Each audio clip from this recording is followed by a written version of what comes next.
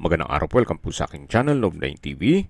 Patalasasan po, meron po ba kayong mga properties na napapabayaan or non-performing assets? Plan nyo ibenta, pero wala kayong oras sa pagbenta nito.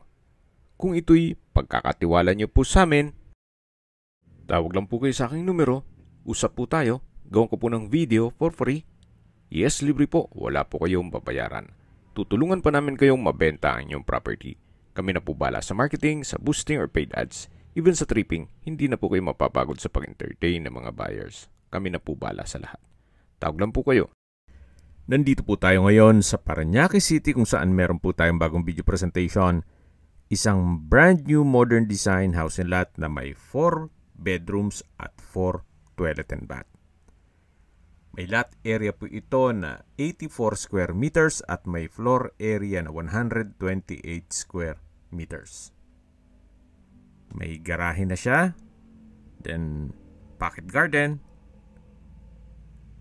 Modern at industrial design po siya. Yan po yung daan. At ilang steps lang po ay nasa highway na po kayo na kung saan kompleto na po doon lahat ng business establishments. Ito po yung tinutukoy ko na garahe. Then yung pocket garden. Kakasya po ang isang SUV. May concrete fence na po at steel gate. At ito naman po yung main door na meron pong smart lock. Samahan niyo po ako. Pasok po tayo. Ito po yung living area o salas. Yan po yung hagdan. Wooden handrail at staircase at glass railing. Meron pong center lamp, pin lamp, at premium tiles po ang ginamit dito sa flooring. Dito naman po yung dining area at sa dulo naman po yung formal kitchen. Ito po yung wall na tinutukoy ko na industrial design. At ito naman po yung formal kitchen na may kitchen countertop, stainless sink with faucet, range hood, at meron din pong modular kitchen cabinet. May wall-mounted kitchen cabinet. At dito naman po sa baba yung storage ng kitchen utensils. Ang kagandahan po sa disenyo nitong bahay ay meron pong natural ventilation hanggang sa second floor. Usually po pag mga ganitong townhouse ay dikit-dikit, so wala na pong natural ventilation pag nasa gitnang parte ng bahay. Pero ito po napaganda ng disenyo.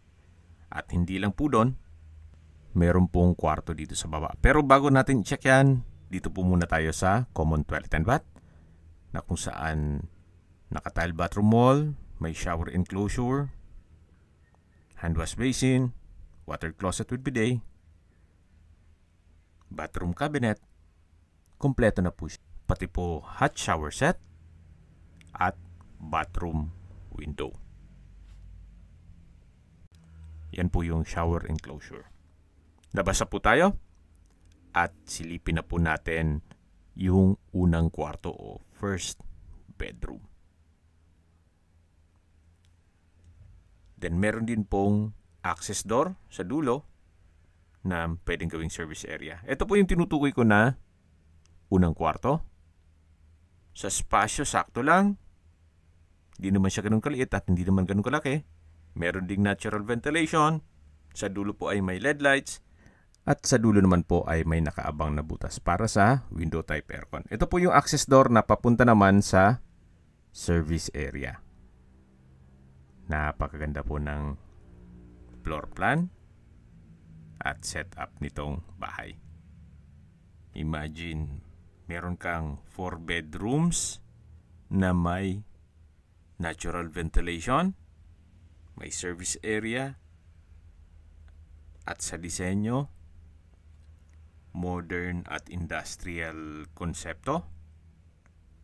Yan po ulit yung common toilet and bath. Dito naman yung formal kitchen.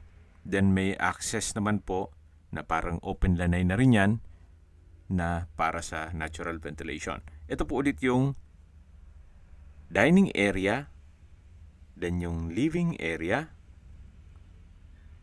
At ito naman po yung hagdan na dinaanan natin kanina. Ito po yung naka-wooden staircase at handrail. Then, glass railing. Samahan nyo po ako. Akyat po tayo.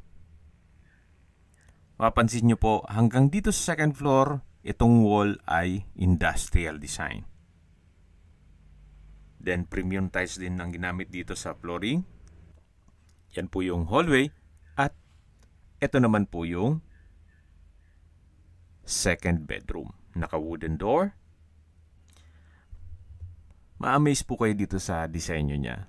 Gawa ng dito po sa 3 kwarto sa second floor ay puro meron pong sariling banyo. Yan po yung customized glass window.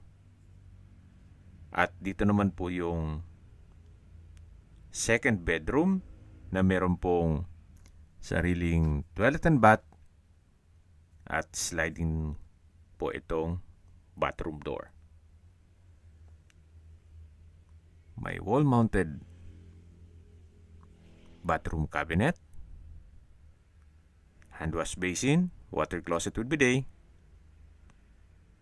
Meron din pong shower enclosure, bathroom window, overhead shower at hot shower set.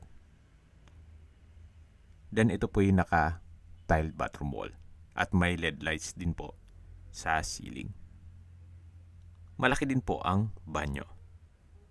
So ito po yung second bedroom. At lalabas na po tayo para check natin yung ibang kwarto. Balik po ulit tayo dito sa may hallway. At ito naman po yung third bedroom. Naka-wooden door. Stainless doorknob. Then naka-industrial finish ang wall. Tile flooring. May LED lights. Pin lamps. May outlet na rin. At dito naman po ay meron din po siyang sariling toilet and bath. Sliding din po itong bathroom door. Halos same design lang po nung second bedroom. Meron din po itong hand wash basin, nano block faucet, vanity mirror, water closet with bidet, shower enclosure, overhead shower, at may hot shower set. Meron din pong bathroom window at naka-tiled bathroom wall. Ito po yung banyo o toilet and bath ng third bedroom. Labas po ulit tayo dito sa may hallway. At dito naman po yung fourth bedroom. Napakalaki po ng espasyo. Tile flooring. Maganda pagka-finish nitong wall at ceiling. May center lamp, pin lamp. May outlet na rin po. At meron din po itong sliding bathroom door. Same design nung second and third bathroom. May hand wash basin, water closet with bidet,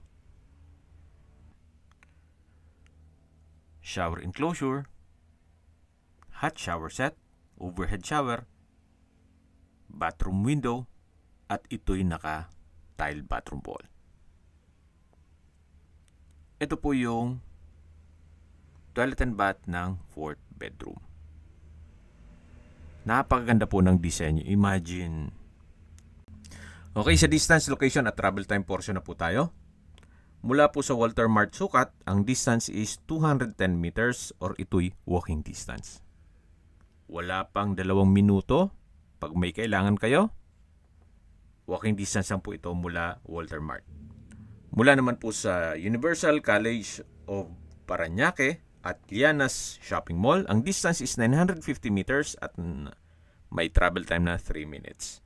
Mula naman po sa PATS, ang distance is 700 meters at ang travel time is 3 minutes. Kaya kung may mga kamag-anak o anak po kayo na nag-aral sa PATS, Pwede na po kayo mag-invest sa ganitong kagandang bahay. At after pong matapos ang pag-aral, mataas na po ang value nito. Pwede nyo na pong i-resale. At mula naman po sa SM Hypermart Sukat, ang distance is 500 meters at ang travel time is 2 minutes. Mula naman po sa UniHealth Parañaque Hospital, ang distance is 1.6 kilometers at ang travel time is 6 minutes.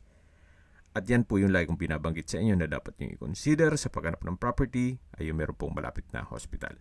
Hindi ko naman po sinasabing sakitin kayo. Yan naman po for emergency purpose lang naman. At mula naman po sa Manila o sa airport, ang distance is 11 kilometers at ang travel time is 25 minutes. Okay, sa presyo na po tayo. Binebenta po ito ni owner sa halagang 9.5 million pesos. Libre na po ang transfer of title. San pa po kayo? Napakamura, accessible, at maganda pa ang disenyo. Imagine, meron ka ng 4 bedrooms with 4 toilet and bath, may sariling garahe, may fence and gate, at accessible pa ng public transportation. Malapit po sa lahat. Kung may mga katanungan po kayo, o gusto magpaset ng tripping dito sa property na to, kailangan po ahead of time para ma-schedule natin ang tripping. Tawag lang po kayo sa aking numero. At sa mga kababayan naman natin na sa ibang bansa, meron po akong WhatsApp, Viber, at Signal. Same number lang po, 0917 316 3399. Sa mga nagtatanong naman po ng aming Facebook, meron po aming Facebook page na Nov9TV at Facebook Real Video. Meron din pong TikTok at Instagram. May ibang YouTube channel po kami, the Nov9TV channel, Nov9TV Listings, Nov9TV On The Spot, Nov9TV Updates, at Nov9TV House Rental. Sana po naibigyan nyo ang video presentation. Paki-like and subscribe na lang po sa aking channel para ma-update din po kayo sa aking future listings. Kung sakali po hanap nyo yung mas malaking sukat ng lupa, meron din po kami ibang listings na pwede nyong pagpilian. Huwag po kayong mag-atubiling tumawag sa amin. Then, let us know your budget para malaman namin kung anong property pwede naming ilog sa inyo. Sa lahat pong viewers, subscriber at nagtiwala po sa amin, salamat po sa suporta. Ingat po kayo lagi at yung pamilya. Maraming salamat po.